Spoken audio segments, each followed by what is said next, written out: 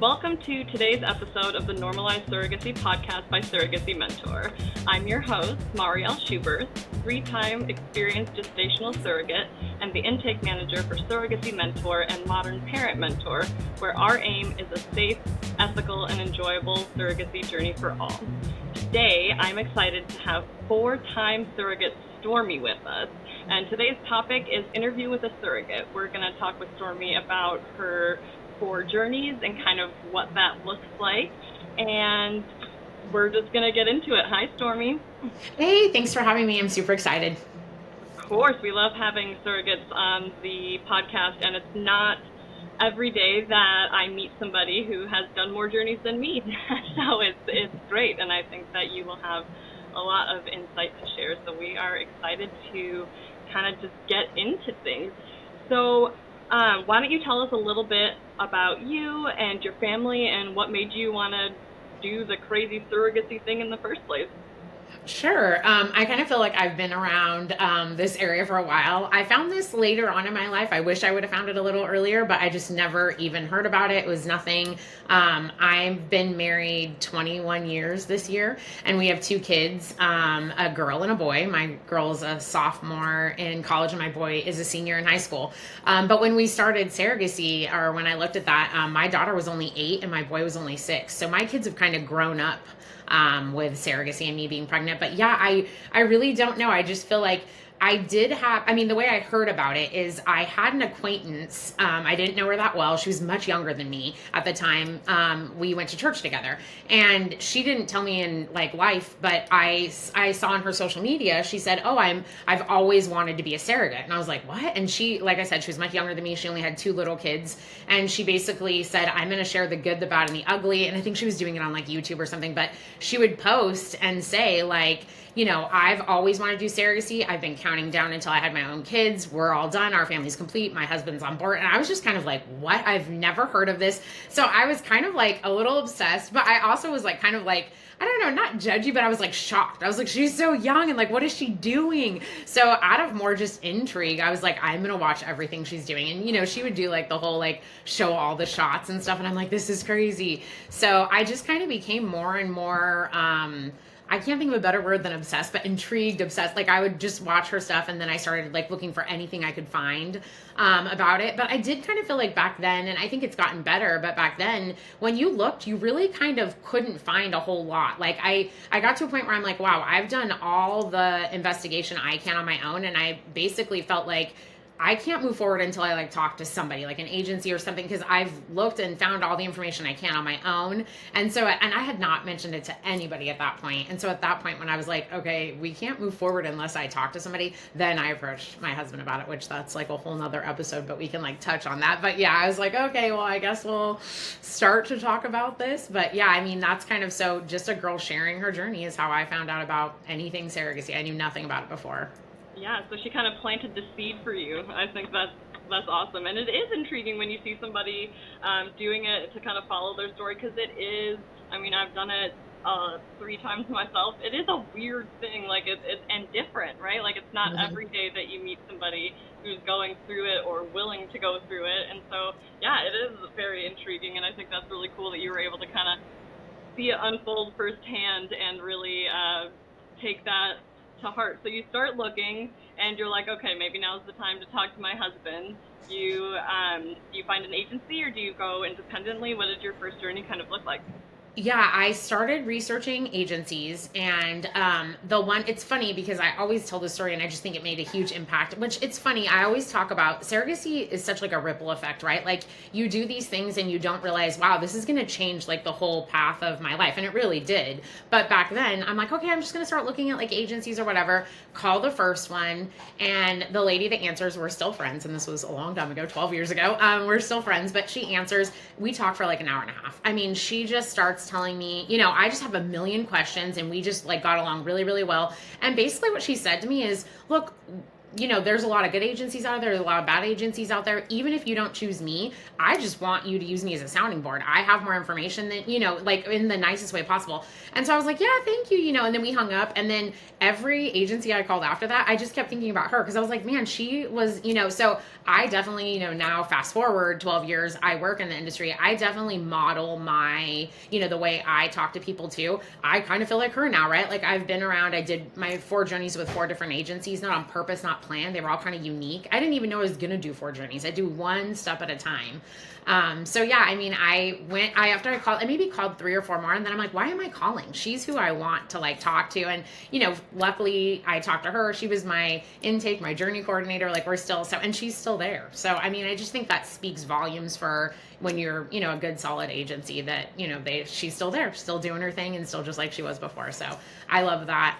But yeah, so I talk to her, and then I felt like too with talking to my husband, she had so much information. I thought that would be just really, really helpful for him and anybody else that I had to kind of convince. Yep. And I think that's really a huge thing when it comes to choosing an agency is you don't know what you don't know, right? And having somebody who's truly in it for the right reasons and that agency, and that's always what we say to women too when they're going through our screening process, and I do the intake. That's what I always say, like, whether you go with us or not, like that's your choice. Like, but we really just want to make sure that you're going to a good agency that's going to take care of you and that's ethical, because sadly not every agency is an ethical one, and I hate that. You should never feel like a number.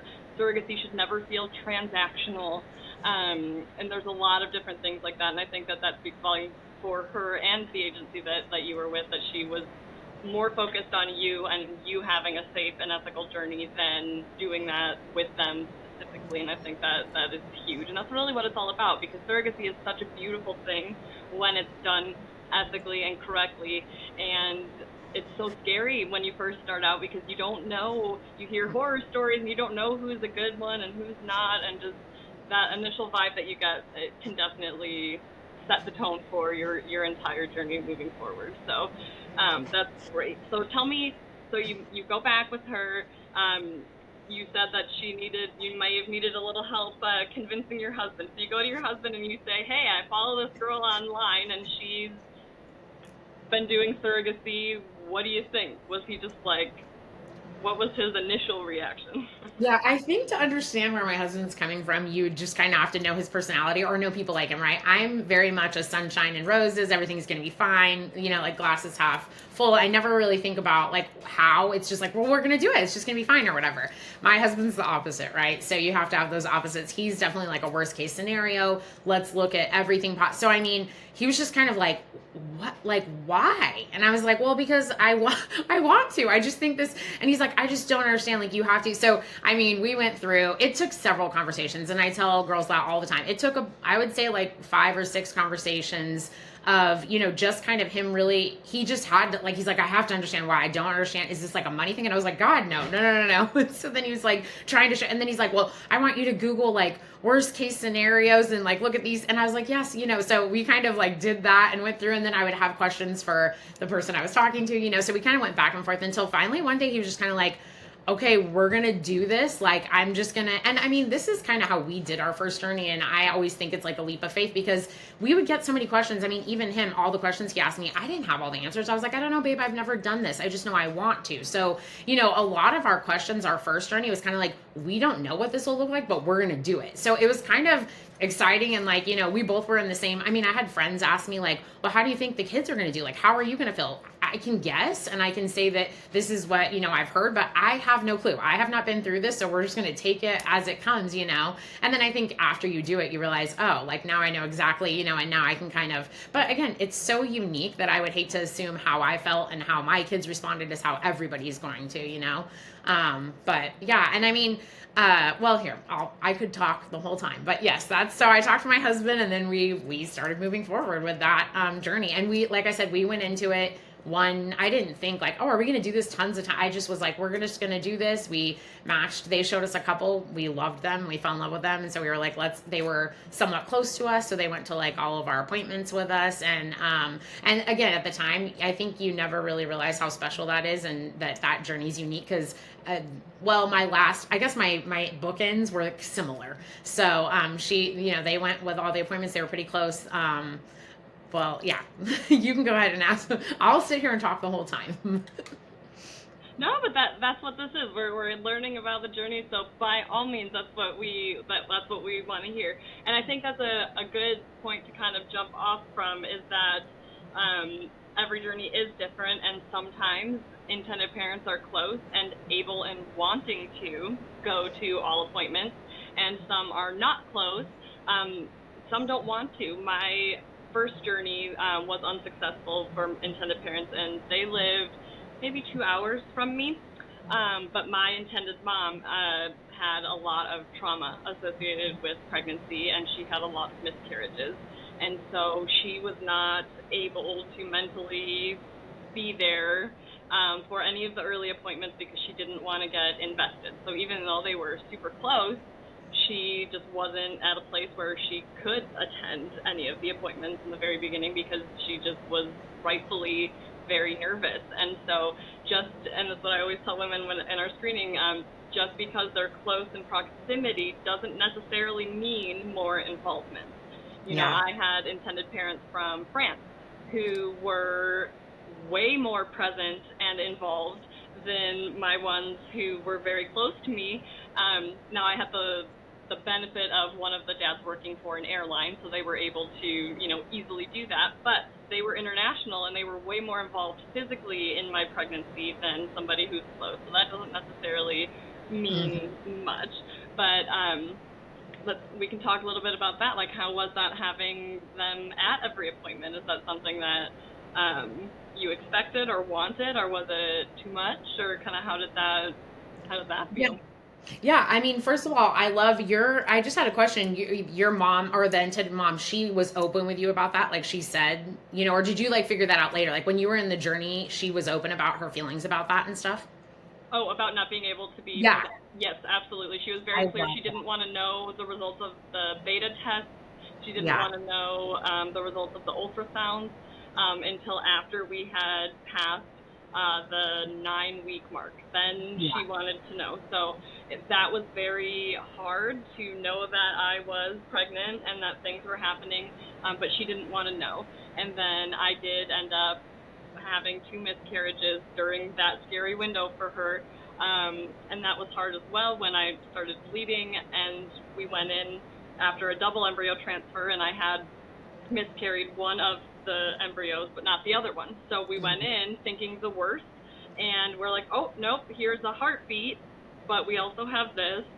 My agency coordinator was really great though with kind of helping me navigate that and respecting her wishes in that regard. But it definitely was hard, but she was at least for me very upfront about it.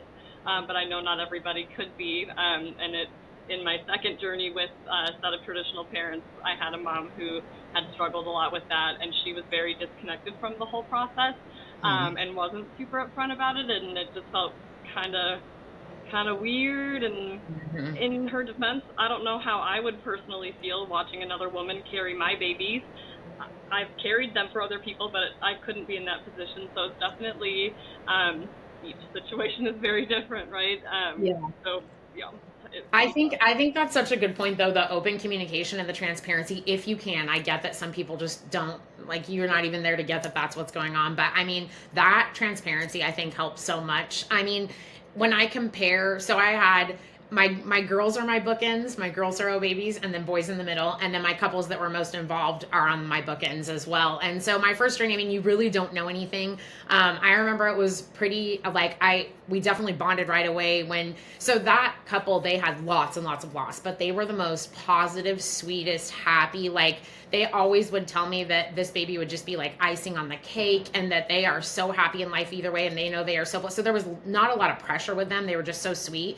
They only had 2 embryos. They were not their own. They were donated through many, many failed IVF cycles. A friend of theirs donated 2 of their embryos to them. So they only had 2. When we defrosted the first one for embryo transfer, it did not make it. So their last one. So then it was just 1. Now, thank God I didn't really understand what that meant back then, because I was like, okay, like I didn't really think that. Now I would have been like crazy pressure for just their last embryo. But, it took, and we were pregnant, and they were great. They were super supportive. And so me having, like, I didn't really know any different than them being I knew they lived close. I knew their goal was to be at all the appointments. So, I mean, they're not overbearing. I mean, just the sweetest, like almost the most perfect people you could think about. They're just so cute and happy, and like, so it was a great, successful journey. The only twist, and I feel like every journey, even if it's the best experience, there's always ups and downs, weird things. Like, it doesn't matter. A picture perfect journey is going to have this is a unique situation. And so something that we did not see coming in kind of through us is that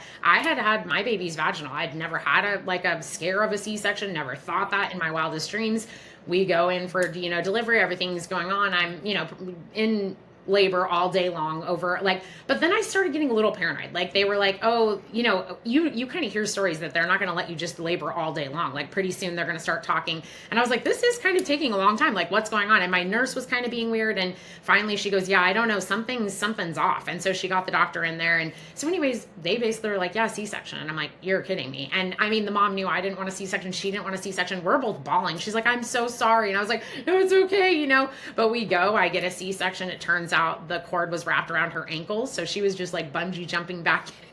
So I mean, we were so thrown. I mean, I guess just in my wildest dreams, because I am such a rose, sunshine, nothing's gonna happen. I was like, how did this happen? And it was really hard. I think emergency C-sections are harder. Fast forward, I've now had 3 C-sections. So, I mean, now I'm like, whatever. But, I mean, when it's not something you're expecting, I mean, I remember I was so skeeved out by the thought of it that me and my husband just put our foreheads together and I closed my eyes. And I remember the mom goes, Stormy, look, she's beautiful. And I'm like, I'll look later. I wouldn't even open my eyes.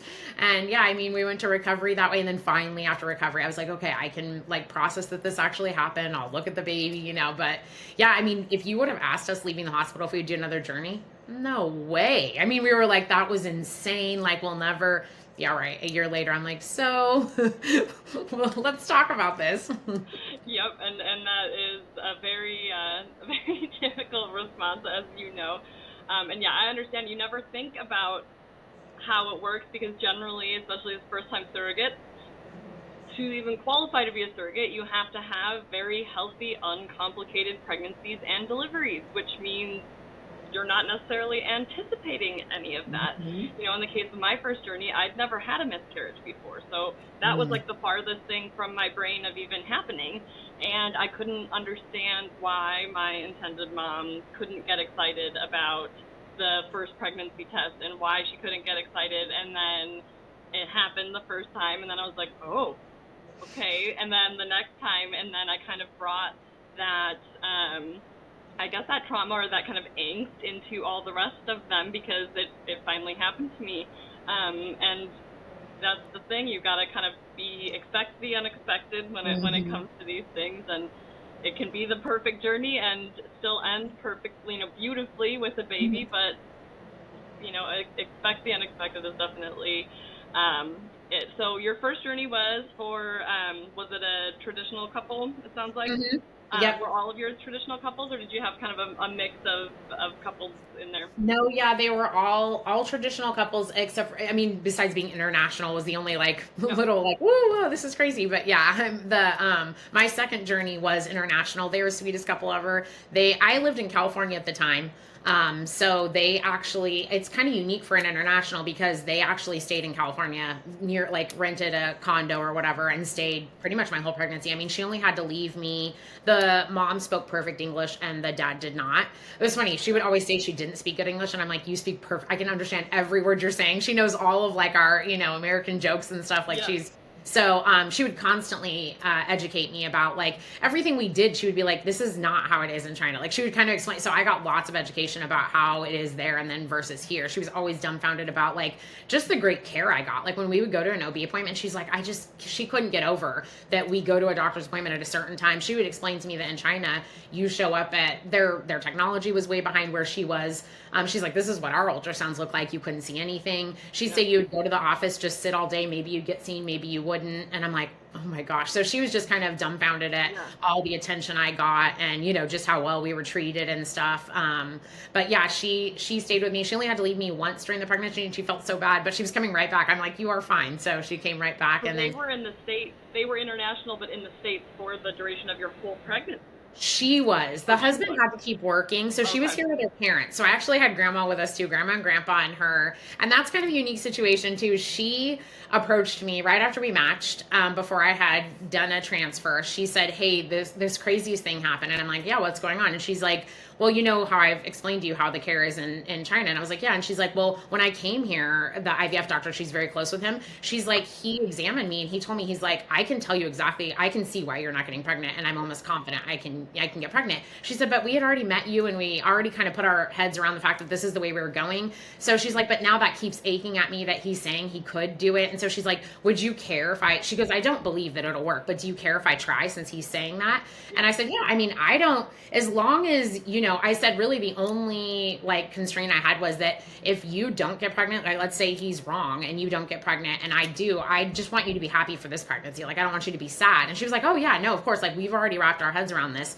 So he was definitely right. She transferred and she got pregnant. So we were pregnant. She was supposed to be due, I want to say like she was 2 or 3 months behind, somewhere around there. So nowhere near. It was like no worries about my due date and her due date. And we chugged along pregnant. I felt so bad because of course I had, very easy pregnancies. It's probably why I like being a surrogate. I was, I like, my husband jokes that I love being pregnant. I'm happier and all that stuff. Yep. She was very, very sick. And then, just the culture, like to her mom and dad would say like, "See, this is why like you shouldn't be pregnant. Stormy should be pregnant," like kind of comparison. I was like, no, that's not nice. Like you're very, that's not, everybody has different journeys. This is great. I would be the one celebrating her more because I don't know, they were just a little bit more harsh and kind of gave her a hard time because they would be talking. I'd be like, "What'd your mom say?" And she'd say, "Oh, you're healthy and I'm not." She was pointing that out. And I was like, "No, that's not true." I was like, "That's not, we're just different, people and stuff." But she had to like go to the hospital a lot and get like IVs and stuff. So kind of a crazy twist that people would think like, well, you'll probably never do a journey after that. But you just kind of roll with it. I went into labor. So I was at the hospital or whatever, and I'm waiting for them to come or whatever. And then I get word from, at the time, the agency that I went with for my second journey, she became a really good friend of mine too. Very small, intimate agency. I get a call from her and she's like, "Are you sitting down?" And I was like, "Well, I'm in labor, but yes, I'm sitting down." And she's like, "She's in labor as well." And I'm like, "What?" It's like first of all, like I was worried because I was like, that's super premature. Yeah.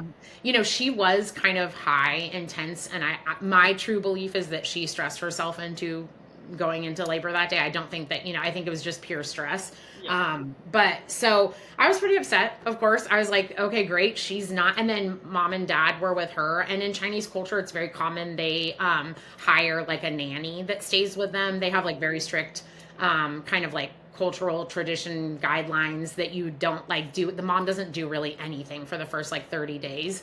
So the nanny does everything. So, the parents went with the mom, and then I was sent the nanny who, at the time I was not very happy about. I was like, "I don't even know who you are." She didn't speak English, so I was like, I was pretty upset, but a big, huge shining light. My husband was there, but the agency owner, again, I said it was very small. She's my friend. She came with me. She stayed my whole delivery with me. And towards, we cried about things. We vented about things. She was frustrated too. But by the end, we were laughing and we're like, it just kind of is what it is. You know what I mean? It's still going to be beautiful. Grandpa came over the next day afterwards. The nanny did like amazing with her. She was with him. She was totally like, it seemed, it didn't make me uncomfortable. Like when I saw them, I'm like, oh, he's fine. Like she's loving him, spoiling him, bringing him into me, like it was totally, what I've wanted her there. Yes. But in the end, it didn't, we were kind of like, it is what it is at this point. It's not, but I definitely felt all the emotions, but it helped, to have the owner there with me, my husband there with me, and, and then afterwards I went and saw her because they were there and stuff. So it was still Still loved it, but definitely different. Yeah, for sure. And again, kind of shining a light on why choosing the right agency is so important, because not only do they help match and manage your journey, sometimes they are that emotional support for you. And when, poop hits the fan, and you need somebody there, having an agency that is willing and wanting to be there for you is huge. And I think that just speaks wonders, again, to your choice in agency. So, okay, totally different journey second time around with being pregnant at the same time as your intended mom, who was international but local at the same time. So that's definitely an interesting one. And I know we've still got 2 left, so bring it on. Talk to me about Okay. number 3. Yeah, well, and the cool, like, it's kind of a good place to transition because I lived in California at the time. So after that journey, I never leave a journey thinking like, okay, let's go. Like, I'm just kind of like, okay, that was an end and we'll kind of see and we'll kind of, and that, that owner of that agency, we were really close after that. So we started talking about, the company was very, very small at the time. And she was like, I'm just talking about me and her were very close. So we started having meals and like kind of talking around what would that look like if I started working there. And she's like, I'd never want to bring you on until, so it was kind of like this ongoing conversation. So I was very excited. I was like, okay, I'm probably going to start, working there. I love this agency. I'm super excited. So it was kind of transitioning my brain that way. I wasn't even thinking about another journey. And then my husband got an opportunity, and I have family over in East Coast in Virginia. And my husband had an opportunity. We're kind of in the Nova area, which is like next to DC. So at nowhere, we were not looking, but all of a sudden, very quickly, we went for a month during the summer to visit, and then came back, and within like 2 weeks, we had an offer and we're like moving. So it all happened very, very quickly. So I went from possibly working in that, like once I moved, I'm sure you're pretty familiar, but I'll explain it. Virginia is a post birth order, very backwards. It's pretty much treated like adoption. So very, very different. So, the talks of me working, and before COVID, remote was not a thing. So, talks all died of that. Like, she was like, I'm so sorry, but California and Virginia are night and day. And I was like, no, I hear you. So that kind of ended. And then we kind of were adjusting here. And then I fast forward, started thinking about another journey, reached out to her. She was like, none of my IP, they're too scared of the post, like nobody. So I was like, okay, so, moving on to another agency, which I would have probably just stayed with her had she had IPs that were, comfortable. But went with another agency that I actually ended up loving too, and made like a lot of friends there. Went for a third journey. It was a Chinese couple as well. Super sweet. They were, funny enough, people think like, oh, well, if they didn't speak English, like how could you possibly be close with them? No, they did not speak an ounce of English, and they were the same age as me and my husband. And I can't even really describe how connected we were. They definitely made an effort. They came out as often as they could.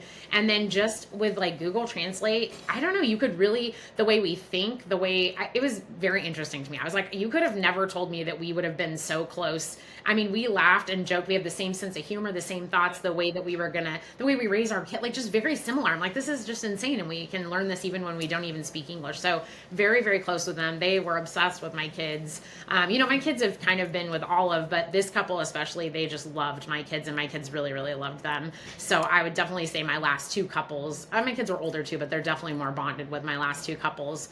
But yeah, that one was kind of, I don't think there's always like things. The only thing that was really like is, because it is post birth, I didn't know any of that. So I'm in the hospital and I'm used to, I don't sign as mom. I don't, this is all, well, in a post you do. So the hospital's like, I just had a baby and I'm tired and stuff, and the hospital's coming in and they're like, we need you to sign all these things. And I kind of start freaking out, and I'm like, I'm not signing this stuff. No, I'm not the mom. Like, and so then I had to call my agency, and they're, in California. And so I'm trying to explain, and they weren't sure either. Like, they didn't really, maybe I don't remember, but it was like confusion.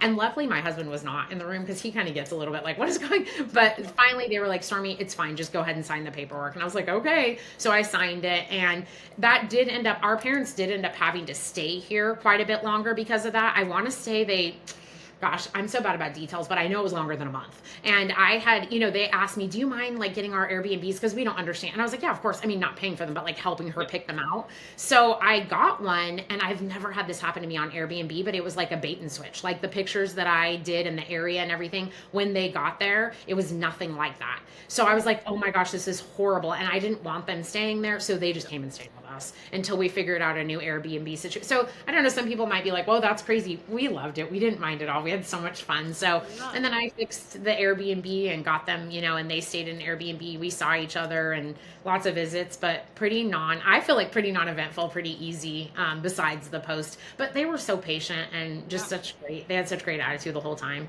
So, and that's awesome. I love that they were able to stay with you and that you all felt comfortable enough to do that. That's amazing, and again, just how different it is. So, just from a logistical standpoint, and just for anybody listening who may be in a post-birth order state, was that not brought up during legal or not discussed with you, or was it kind of one of those like, yeah, you just kind of sign everything and you don't really think about it until it's one of those things you don't know what you don't know, and you didn't necessarily realize. Yeah, they may have Exactly. said it, but you didn't know what it meant. So, like, do you have any advice on that kind of moving Yeah. forward, or how you would have Yeah, handled I it mean, I differently? don't know. Having worked, I mean, you nailed it on the head. What you said is like, oh, you're just like, because I think just given my personality the way I am, that I am kind of like, yeah, that's great. It'll work out. Like, logistics and like details like that, sometimes my personality, because I'm so positive, I'm like, that's fine. Like, that's not a big deal. I didn't even, I think I'm sure it was probably explained to me. And like, but I didn't really catch that, I didn't realize that it was, so yeah, it was kind of one of those things where I just felt very thrown off. And I, even now working in the industry, I do feel like I have, like, there's women that think like, and I totally have like empathy for it, because I am that way. Like a lot of times I'm just like, yeah, like yes is always my initial. I always want to say yes. I always want to. So it's helpful to have a husband like mine that will be like, well, hold on a second, what does that even mean? Like, let's. So I think that some personalities, they don't even think about things like that, and then other people are very more like detail. Hey, wait, I need to understand everything going on before. So yeah, I think it was probably a combination of that. But you're right. I mean, thinking about it, the details sometimes get away from me. But yeah, I mean, even when I reached out to my agency, and it's no shade on them or anything, but they were even a little bit like, well, hold on, we don't really know. Like they were, I don't know if maybe I didn't do a good job of explaining it, but there was like a moment where they were like, we don't know what to do. We'll call you back or whatever, but don't sign anything yet. So I wasn't. And then it was like, okay, go ahead, sign whatever. I just had a baby. I was probably like, just in hysterics, not even making sense on the phone. Exactly. And I think that's another good point to point out too for women starting their journeys, or maybe even in the middle of them. You can have the best agency and everything, but you still have to kind of advocate for yourself and make sure that things are taken care of. And each state is different, and so having these like kind of lists of things or questions to ask your lawyer when you're going through legal, or ask your agency, like, okay, now it's getting time towards delivery. What do I need to prepare for? Do I need to sign the birth certificate? And just kind of having a birth plan is very different as a surrogate than it is for a mom who's going to be having the baby. For a surrogate, a lot of times birth plan should include a lot of logistics, things like that. I was the opposite. I was kind of crazy about making sure everybody had mine. I was like calling like before my scheduled C-section. I was like, listen, like I'm coming in on this day. I am a surrogate. I just want to make sure that you have a room for my intended parents, that you have all my legal paperwork.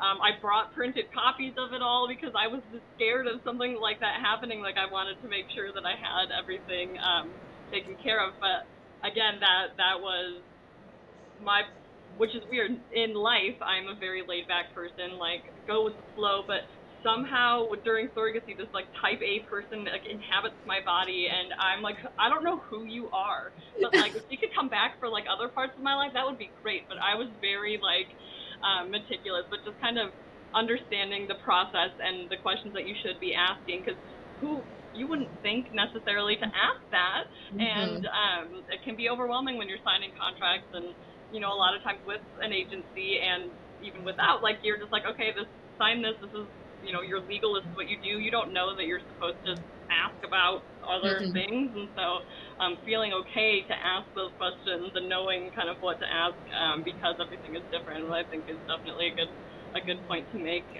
Yeah. there. And so you've done, so those were your two international, were from China. Yep. And then your fourth and final journey, let's hit that one. Yeah, I think that one's kind of unique too, just because I after my third, I kind of started like, okay, I think I'm older now. I'm kind of done. I had the C-sec. So my first journey was an emergency C-section. Second one was VBAC. I always wanted to VBAC, so I was very happy that that happened. Third one, I wanted to VBAC. It was a C-section again. So I was kind of like, okay, we've kind of done our C-section thing. I think I'm good. So I kind of like was more focused on working again in the industry. Again, this was before COVID, before 2020. So calling around, I mean, I remember after my journey ended, I don't remember what, it was probably 2018 or something. I was calling around asking every connection I had, hey, I know I could make this work remote. I'm telling you, and they're like, I hear you. I love that idea. But like, we just feel this has to be in, so I was like, okay. So started working at my kids' school, kind of loved that. And just, I was doing like tours and like, whatever. So kind of got into that. 2020, well, actually, it must have been before 2020. So I start working at the school or whatever, and that's what it was. One of my friends here, so we're actually foster parents too. So a lot of which that could be a whole nother episode too, but I really feel like foster parents and surrogate parents, same heart, but just absolutely. Different road, but same heart. Yep, absolutely. A lot of my foster parents, I feel like, man, you could be a surrogate. Yeah, so I met this local foster parent that became one of my friends. She reaches out to me. It must have been 2019 Valentine's Day. Yeah, I remember that. She reached out to me and she was like, hey, or maybe it's 2018. It might have been 18. But anyway, she reached out to me and said, hey, I have these friends that I want you to talk to. And I was like, okay, like about what? And she was like, well, like Sarah. And I was like, girl, I'm retired. Like, you don't want, I said no. And I just in my head, I was thinking it's going to be some like couple that knows nothing about surrogacy. I just can't. I've done this too many journeys, like, blah, blah. So she's like, please just meet with them or whatever. And I thought for sure my husband was going to say no. So I'm like, oh, but so it turns out like they had 2 kids and they were going to be gone. I think our kids and their kids were going to be gone on this one weekend. And so I asked my husband, his name's Aaron. I said, Aaron, what do you think? He said, okay, let's at least meet with them. Of course, we like fall in love with them. They're the exact same age as us. Her husband and my husband do similar things. Me and her, just all the things. So I was like, there's no way we can say no to them. Like, there's just no way. We both left going, we're doing it again, I guess. So, I mean, they were very close to us locally, obviously. She was amazing. It kind of reminds me of like what you were saying, your mom. She was able to be there. She's a counselor, so I think she works through a lot of hers, but she's very open, and something that she said with me that just struck me and stays with me, and I share it with anybody I talk to, girls wise, doing journeys and stuff. But we were very, I think because I had done so many journeys, we were very comfortable with each other. I was a lot more candid and open and would say things, and I was older. So I would like complain and like tell her things that I probably wouldn't have told my other journeys. But, I would just, if I was like not happy with something or whatever, and she was at all my appointments. So she saw, firsthand or whatever. So my OB was my really good friend, and we were on VBAC schedule, all the same things. One of the appointments, she kind of had the similar thing where like, she just wouldn't seem to get excited. And I'd be like, girl, like, come on, like, what are, and she would kind of, and so at first she wouldn't really say much, but she would just hear me and stuff. And then she'd be like, well, we have, whatever. And then I remember this one time, I must have got like really frustrated and maybe pushed a little bit more and said like, this is kind of bugging me that like, you guys are not like, this is real. This is happening. Like, why aren't you guys? And she's like, Stormy, she's like, look, I understand where you're coming from. I don't feel like you leave much room for where I'm coming from. She goes, you realize that your life has been very different than ours. Your life is, you want to get pregnant, you get pregnant, you have kids. You want to go, you do these transfers, they take, and you're pregnant. That's not our story, Storm. She's like, we've had every corner is loss. Every time. They had a surrogate before me that was pregnant with twins, and they passed away at 27 weeks. Oh. So, I mean, she's like, do you get that? Like these anniversaries, I remember when she was telling me it's the anniversary of the boys, and it's like these things, that's not my reality. Like, so it was so helpful. Yeah. She did it in the most loving way, but I mean, it kind of like a brick wall hit me like, and she said, you have to leave room for me, for my experience. And I was like, she's right. Like, she doesn't need to feel like I do. She doesn't need to be like as happy as I am. And you know what I mean? There's room for like how she feels. So that really helped. And I really appreciate her ever even telling me that, because it did just kind of make me, it almost made like my the way I feel was like, I felt like, oh, this is 80% or whatever. When she did that, it hit me back to like, no, this is a 50-50 thing. You know what I mean? I have my area and how I feel, and they get just as much area, room for their feelings and their experience. And so I feel like that really changed me and, made me respond differently to, just that, like, before I kind of I don't know, the more you're right, what you don't know, and then all of a sudden I was like, whoa, I really didn't know that, and now I do. Yeah, and I think preparing yourself for that of possibly having to kind of take on the trauma of your intended parents. Because I know, like with mine, like I said, I went into this very much like, oh no, like I get pregnant, you look at me, and I couldn't understand it. And then the more anxious she got, like even before my first miscarriage with them, she was like, well, how are you feeling? All of these things. And the more anxious she got, the more anxious that I got. And I'm like, should I be worried here? Like I didn't know any of that. And then it kind of kept going. And then obviously after I had the miscarriages for them, that transferred into every other one of my journeys, and I was not prepared for that, and I wasn't prepared to be anxious in the beginning of my pregnancies because I'd never known what that is. And so kind of preparing yourself for that, especially with traditional couples, most of the time they are not coming to surrogacy as their first stop in their journey to parenthood, and most of the time it's coming with some amount of trauma and loss. And again, as I've said, I don't know how I would feel watching another woman carry my child, and understandably, even if there is no pre-trauma to that, there's going to be some feelings even about that as a woman not being able to do that. And just kind of knowing that there's a lot of different types of dynamics that you may have to navigate. And I have seen, even in some of yours too, like that sometimes that doesn't exist at all and everything is just great and it's wonderful even with a traditional couple, and sometimes it's not, but just kind of understanding that going into it, your reality is going to generally be very different from your intended parents' reality, in how you got to this place. And sometimes that can be really hard to navigate because you're excited and you want to be excited and they're not, and you're like, well, okay, I guess we'll try for the next time. And sometimes that can feel a little defeating because you're doing this huge thing to them and they can't get excited. And so it's a weird place to kind of be for a while, but once you understand it, I guess, how about this, even if you understand it, you're still a person, and a pregnant person at that, who has feelings, and it can feel a little hurtful when they aren't excited, and that's okay too. There's just a lot of different dynamics that are at play when it comes to surrogacy, and that's what makes surrogates like yourself and myself and anybody else who has been, wants to be, or currently is such an amazing people to even consider doing it, because it is such a huge thing. It's not just as easy as getting pregnant, having a baby, and handing it over. Nope. I know. That's not it at all. It is a lot to take on, and it's great that we are able to kind of talk about. Sometimes it's hard. It doesn't make it any less beautiful or worthwhile, but it can be hard for sure. And so you have had such an amazing and different range of journeys, and now you work in the industry. So do you have any advice that you would give women who are considering becoming a surrogate? Like, any advice that you have from your professional or personal standpoint? Yeah, I kind of think about there's certain things I just kind of like my slogans or things I feel really strongly about, and definitely don't do it for sure. I think you should if you're thinking about it. I wish I would have done it sooner, and almost everybody that I talk to wishes they would have found it sooner or started sooner or didn't wait so long. So I do think, do it if you're interested. Even a little bit of you thinks about it.